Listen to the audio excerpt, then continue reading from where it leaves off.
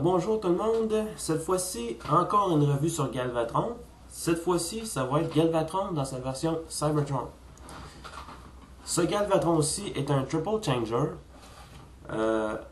mode robot, mode voiture et mode jet. Pardon, encore des résidus de rhume avec une petite toux.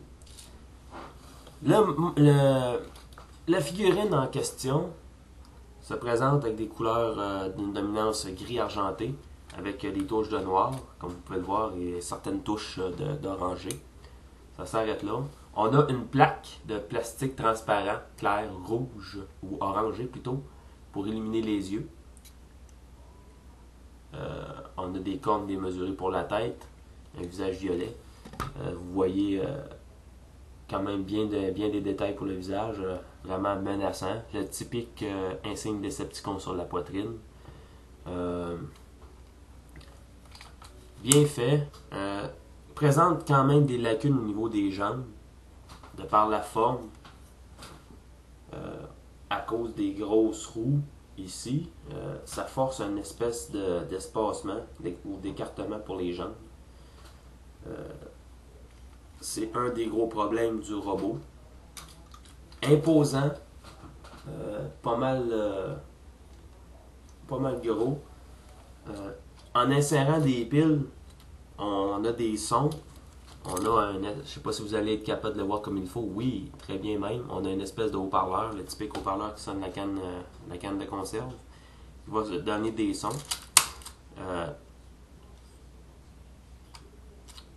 Ensuite, on a des ports pour la clé cybertronienne, la cyberclé, qui ressemble à ça. Une forme de Decepticon avec des ailes sur les côtés. Bon. Assez abstrait, mais toujours est-il que c'est bien fait. La première utilité de la clé cybertronienne, en l'insérant dans le dos, ça fait jaillir des réacteurs qui déclenchent des sons. Et l'intérieur, les turbines à l'intérieur vont tourner. Deuxième utilité de la cyberclé, en l'insérant ici, cette section-ci va sortir. Une section hérissée de pointe. Et tout ce qu'on a à faire, c'est de l'insérer sur le bras de Galvatron pour une attaque d'aile. Pas d'aile, mais de pointe, pardon. Ensuite, la deuxième utilité de la clé, ou plutôt la troisième, veuillez m'excuser. Encore une fois, on l'insère, ça ouvre cette section ici, et ça nous permet de décrocher,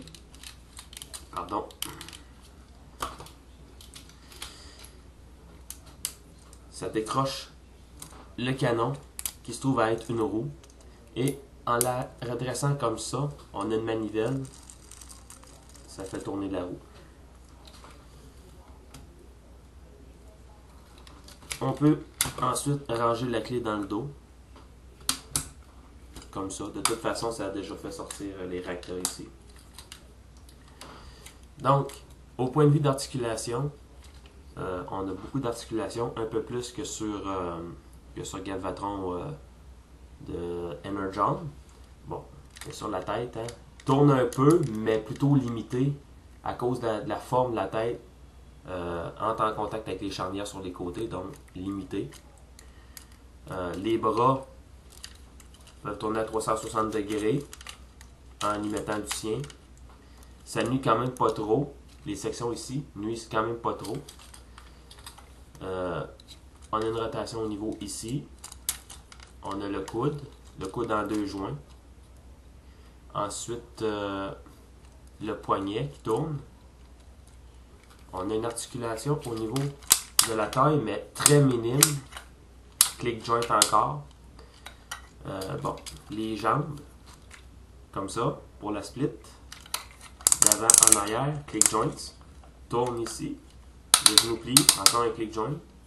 Et articulation au niveau du pied, ainsi que comme ça. Bon. Pour noter ce robot aussi, disons que le mode robot, je l'aime beaucoup. C'est un très beau robot. Je suis très content de l'avoir dans ma collection, lui aussi. C'est pas un achat que je regrette. Cette fois-ci, je dois remercier mon ami Saxo sur YouTube. Son nom, c'est Cypherplex. C'est lui qui m'a vendu cette figurine-ci. Je suis très heureux de l'avoir. Un gros merci encore. Un gros merci au niveau de ta patience aussi. Je suis très heureux de cette figurine-ci. Pour transformer Galvatron en voiture, ça, je vais faire ça dans une autre vidéo où je vais m'effacer parce que ce robot-ci est un petit peu plus élaboré à transformer comparé à son homonyme de Energon. On peut, par contre, là j'ai pas la figurine en main tout de suite, mais on peut combiner Nemesis Breaker à Galvatron. Je me rappelle pas vraiment comment la combinaison se fait, mais culpa. Mais il y a une façon de reconfigurer un des bras pour l'escamoter et on peut insérer Nemesis Breaker à la place d'un des bras pour faire l'attaque griffe. Donc, pour noter ce robot ici, bien simplement, je vais vous dire, ça ne mérite pas un 10 à cause des problèmes que je vous ai dit au niveau des articulations, mais ça mérite un solide 7. Bien fait, moi je l'aime bien. Beaucoup de monde n'aimait pas Galvatron, Megatron, à cause de sa tête, d'autres pour ses modes alternatifs. Beaucoup de monde ont critiqué la version Megatron de cette figurine-ci à cause du choix de couleur. Et je vais vous dire bien franchement, je préfère Galvatron plutôt que le Megatron de cette figurine-ci. On a eu aussi un Lucky Draw qui a été fait. Cette figurine-ci a été faite, mais en plastique complètement en métal, pas en métal, mais plutôt en plastique chromé doré, pour lui donner un fini doré. C'est une figurine unique. Je suis heureux de ne pas l'avoir, parce qu'on sait que le plating, à force d'y toucher, il vient à se ternir et à se briser.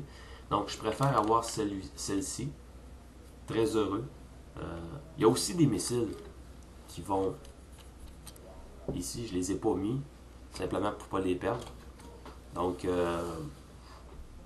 je vous reviens tout de suite avec les modes de véhicule, qui sont quand même assez simples, mais c'est au niveau de la conversion que ça risque un peu d'être vulgaire, parce que quelquefois, j'ai des débordements de langage. Quand j'ai un petit peu de misère, quand ça fait longtemps que je n'ai pas transformé un robot. Donc, je vous souhaite une bonne journée et à tout de suite.